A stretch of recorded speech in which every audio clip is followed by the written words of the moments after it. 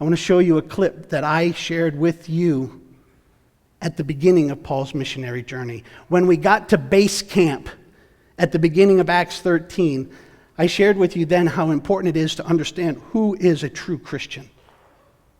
Friend, at the risk of repeating myself, because this is so important, I share it with you again.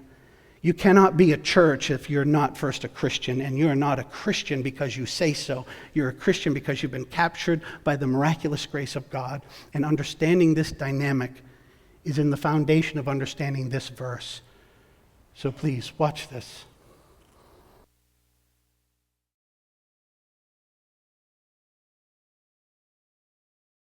As a church, as an individual church, as a multiplying church, and as the Church of Jesus Christ here in our country and around the world, there are foundational, fundamental truths that we must understand. First, what is a church? So it says, now in their church at Antioch. Well, what's a church? A church is not a place, it's a people.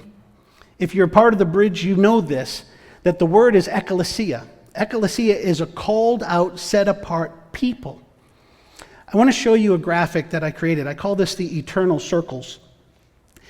And here what you're going to see is reality. The world starts out in the black, lost, all of us. We were all there. The process of becoming a church, or a part of a church, is you become a Christian. Well, you start out in the dark, lost. You get drawn in by something to start looking, and now you're in a little bit of the light. And then there tends to be a part of the church that draws you in. Maybe you're focused on the learning. Maybe you just love the culture side of the loving that's happening. Or maybe you're just in the midst of a battle and somebody sent you some help, and so you get close enough to start liking what you're looking at. But you notice it's at the core that says live. It could say love, but love is not enough. You got to live the love. Once you become that person, you've been captured by grace. Now you're a Christian. God has done a miraculous work on you. You see, the church is only made up of Christians. Well, there are people that go to a church. There are people that look like they're part of the church. But you can't be a real church until the real Christ has changed you. Now, we open up our doors to everybody and always will, because our prayer is that through the witnessing and the sharing of truth and love, that God will do the miraculous work of capturing somebody's heart and drawing them to himself. So it's not that you've got exclusivity to where you close the doors. It's just the exclusivity of truth.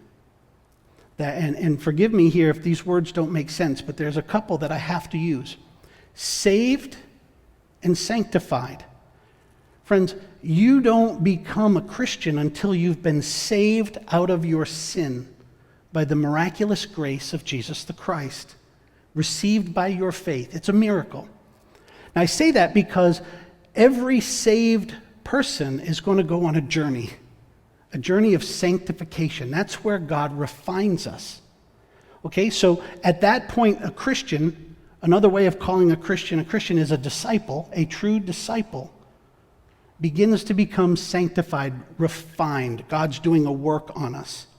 On the image that I shared with you, that's being in the center and being centered, or being brought closer and closer to Christ's likeness. Well, that's what's needed just to begin with the definition of a church. Now, once a church is gathered, you've got this collection of disciples. Discipleship will begin. And I want to share with you a definition of discipleship. And so I ask you to go ahead and take a look at this image. And read with me. Discipleship, it's a verb, by the way. It's the intentional endeavors of miraculous, Christ-like works in progress. That's my definition of a disciple. A miraculous, Christ-like work in progress that is engaged in finding the lost and growing the found, which is committed to making more disciples who will make more disciples who will make more disciples. This is what life as the church looks like. And it's all by God's grace, and it's all for his glory. This is the process. So when we see that there's a church now in Antioch, God's been busy. God's been building a people that are now living out this love affair, this discipleship, this growing, not only personally but collectively, right?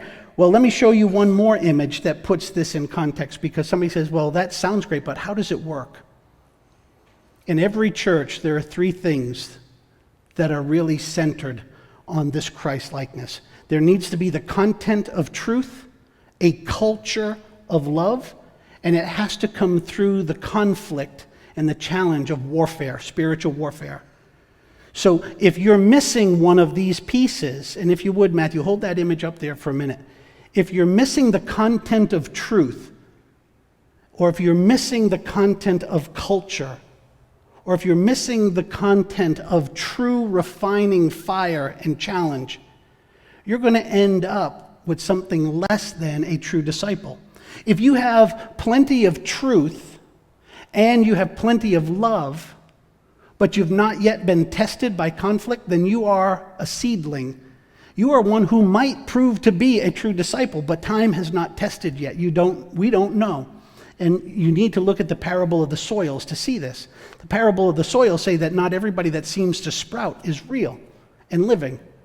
Now, if somebody has instead plenty of love, they have the right culture, and they've been tested by fire, but they don't have the truth, well, now what you have is a heresy. You have somebody that maybe has been tested and is living out a demonstrated affection, but there's no truth. They're sincere, but they're wrong. Show somebody who has the truth and the time testing of a battle, but has no love, and you have a Pharisee. You have somebody who knows enough, but they're just a living hammer. But when you get the content of God's truth in the culture of God's love, tested and refined through the reality of conflict and spiritual warfare, and have rightly listened to and loved and followed the Lord, herein you see the biblical disciple. And I say to you, friends, when we read that, and there was a church in Antioch, it's a huge, huge statement.